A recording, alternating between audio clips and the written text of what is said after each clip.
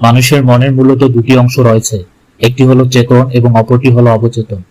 সচেতন মন হলো আপনার মনের সেই অংশ যা আপনি সম্পূর্ণরূপে জানেন। এটি চিন্তা করেন, সমস্যার সমাধান করুন, চিন্তা করুন, যুক্তিযুক্ত করুন, কল্পনা করুন এবং অন্য কিছু যা আপনি জানেন আপনার মনের এই অংশটি দিয়ে। সচেতন মন আপনি কে, আপনি কিভাবে আচরণ করেন, আপনি যে সিদ্ধান্তগুলি নেন এবং আপনি কিভাবে জীবনকে উপলব্ধি করেন তার প্রায় 5% প্রভাবিত করেন।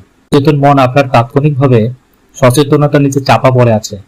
আপনার অবচেতনের গভীরে রয়েছে আপনার বিশ্বাস, দৃষ্টিভঙ্গি, প্রত্যাশা এবং ভয়।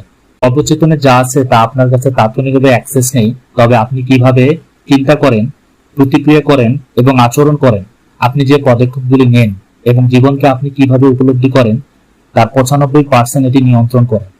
এটি সম্পর্কে চিন্তা করুন, আপনি এই পৃথিবীতে যা করেন তার 95% আপনি অবিলম্বে